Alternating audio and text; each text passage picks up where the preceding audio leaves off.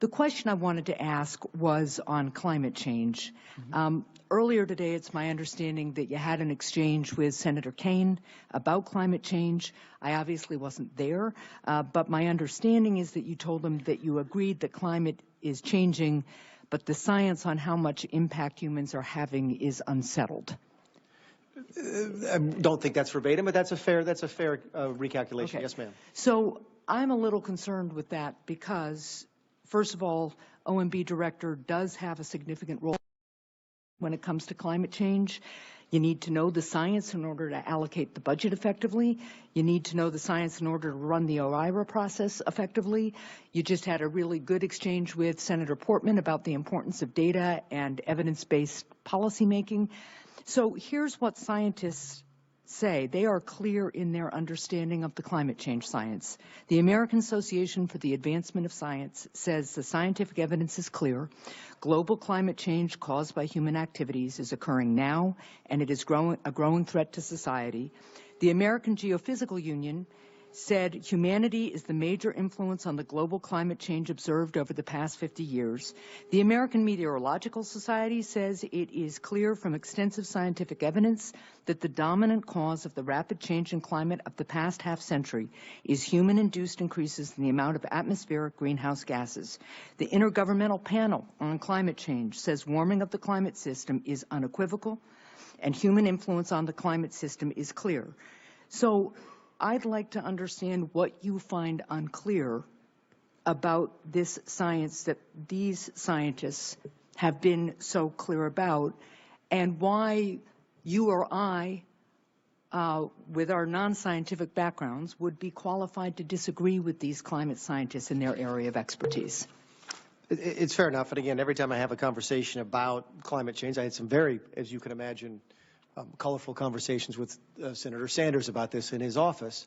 I try and figure out a way to draw it back to OMB. And the way I do that is by recognizing the fact that OMB may be called upon at some point to give an opinion on some type of regulation regarding carbon, for sake of this discussion. Okay. In my role as OMB director, overseeing the Office of Information and Regulatory Affairs, it would be my job to look at exactly what you've just laid out, and also look if there's folks other sides of that opinion, and then try and balance that with things such as the costs related with the regulation. Bearing in mind, in particular, that regulatory costs have been described as some of the most regressive costs that we have. It falls on the poor much more than it does on the rich. So it's a complex dance that the OMB director has to do before giving the president an opinion. Do I bring certain biases to that? Yes. Would you? Certainly. That's what we do. It's the nature of our business. But my job would be to take that information that you just laid out, see if there's other information that may be to the contrary, and try and give the very best summary to the President of the United States as I possibly can. And I respect that. I would ask you to look at peer review science, not people's criticisms of, not industry-based attempts to mask the science, which we've seen a fair amount of. And in terms of regulatory burden, I've worked as a governor. We've all worked to reduce regulations.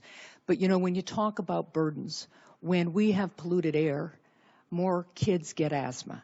When more kids get asthma, especially if they are low income, and especially if we do things like repeal the Affordable Care Act and they can't get access to primary care and health insurance, that costs us money in different ways. There's a reason my business community in New Hampshire supported Medicaid expansion so strongly, because I understand the value of a healthy workforce.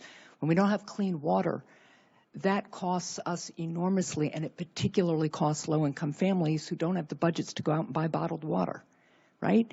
So I just would ask you to think about the balance in terms of regulations, not just with a dollar amount and not just from concerns that I understand. I was a business attorney for 25 years about how hard it can be to navigate regulations when you're running a business and the impact that that can have. But there's an impact on families.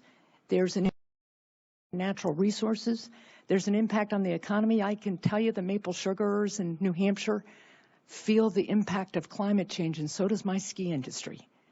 And so it really behooves us to listen to the scientists, the predictions they made about climate change and the impact of human behavior on it decades ago. is playing out in front of us. So we might want to really just start listening to him. Thank you, Senator.